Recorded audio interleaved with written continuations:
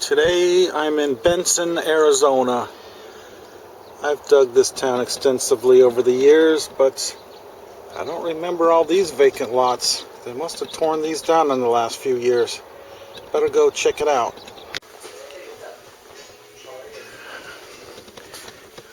Well, when the digging's not happening very well, then you gotta go to the antique shops. There's one thing in particular I wanted you to see. If you run out of space for your bottle collection on the shelf,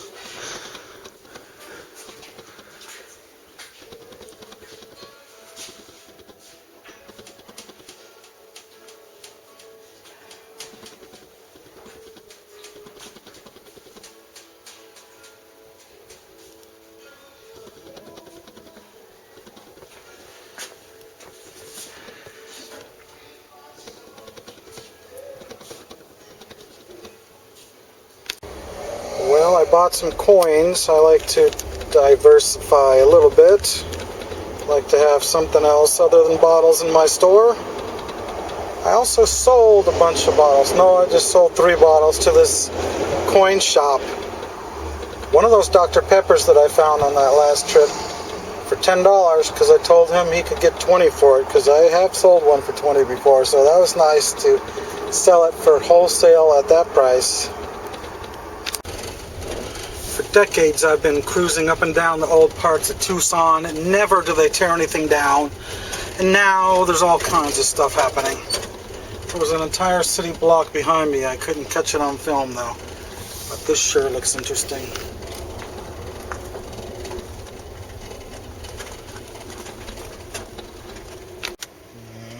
Don't like the look of that one. What a perfect waste of a couple hundred antique bottles. I sure hope somebody got in there and got them, even if it was the archaeologist. I hate to see treasure go to waste. Yep, I see at least 5 different projects, but every single one of them's too far along. I missed out on them. The story of my life. Always a few months too late for everything. Look at that project. Right in the middle of the 1890s neighborhood. And yet another project. This one's diggable, possibly, except they got it all fenced off. I guess there's too many homeless people that would move in if they left it wide open. I gotta try and figure a way to get in there. Looks pretty tough. I don't think I can get in. Gotta love that sign. The big city's too crowded for me. I think I'll go to a smaller town. Yeah, we're stuck in traffic. Everywhere you go in Tucson, there's going to be endless traffic lights.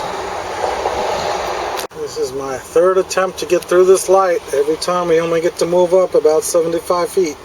I advise you not to move to Tucson unless you want to spend about 2 hours a day just trying to get from one side of the city to the other. Why is it that the small towns in Arizona keep getting smaller and the big cities keep getting bigger? I think it should kind of be the other way around, don't you? Okay, it just happens to be Saturday morning. I'm in Casa Grande, Arizona. There's a little flea market over here. And I just bought a bunch of stuff really cheap. All from the same person.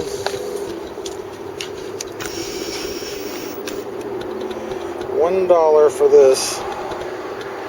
I don't know if it'll turn purple or not, but you can't beat that price. And this also was only $1. Doesn't have any maker name on the bottom, but still a great deal. And there's a large vintage 1973 dated thermos, also only $1. And a nice yellow depression glass plate for only 50 cents. And a couple red glass saucers, because red glass is relatively scarce, and they were only $1 a piece. And then this, just bought it because it was only $1, so how could you pass that up? It's an original photo from about 110 years ago, it looks like. I don't know a lot about pocket knives, I just know they're very popular. This whole bag of them was $10. So hopefully I'll be able to double my money on that group. And this vintage cigarette lighter, $3. So I hope I can double my money on that one as well. Then we got this pink depression glass. It was only 50 cents. So all this stuff equaled $18.25, and since I bought so much, she let me get it for $15 for all this. I don't think I've ever seen birds sitting on a street sign like that before. Okay, they're having a special today on bottles. They're only $5 each now. Even though some of them are 1880s and 90s. They're just not the kind people really like. I don't see anything worthy here. And here's yet another dump in the desert of Casa Grande, Arizona. It's been picked over hundreds of times. Thousands of pieces of glass from the 40s. Probably from the 50s as well, but there could be some older stuff. Probably was used for target practice a lot. There's an older milk bottle top at least. And yet another one. And another one. And another one. So there is some 40s.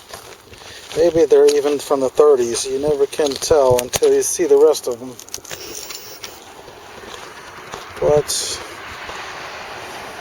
nothing good showing up. I'm surprised there's actually some whole bottles here. Mayonnaise jars, of course. Everybody's favorite.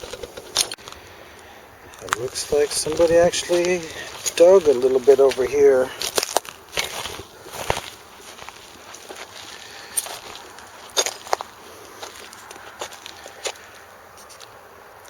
Yep, just tons of glass all over the surface.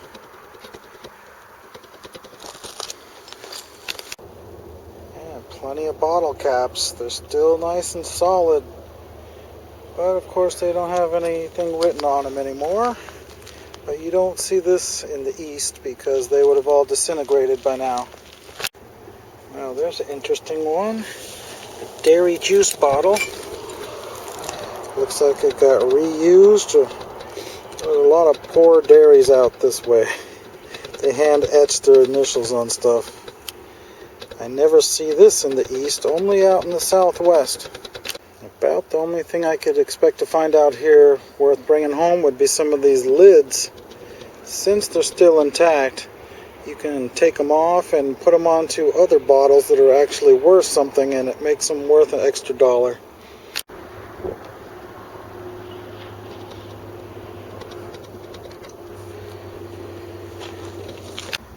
I especially take a lot of these. You can take these off of whiskeys and put them onto other whiskeys that are actually embossed, or some of those cobalt blue milk of magnesias, or some other 1930s embossed patent medicines or something like that. So it's good to gather up as many of these as you can when you're out in the desert. Well, it's about the best thing I found is a broken off Barks root beer in the 12-ounce size. I could saw that off and make a drinking glass. It does say Phoenix on it, and it is kind of rare to find a white label only in a 12-ouncer. So I guess I'll bring this one home with me. Well, there's a good broken bottle right here. Quart milk with the panels all around it. Mountain something or other. Definitely was probably from Phoenix. And just a few feet over from that, we have a White Star Dairy. I don't know, I don't remember that one. Not sure what city that's from. And then we have yet another embossed one that's... I definitely don't know what this one is right here. But I think there's more of its slug plate right here. Looks like somebody's been digging here very recently. You gotta be pretty desperate to dig in a dump like this. Well, at least they found a spot that has a layer that goes down 5 or 6 inches. Probably just sifting for marbles. Possibly tokens that show up real late. Sometimes people kept saloon tokens in their house for 40 years and didn't throw them away until 1950.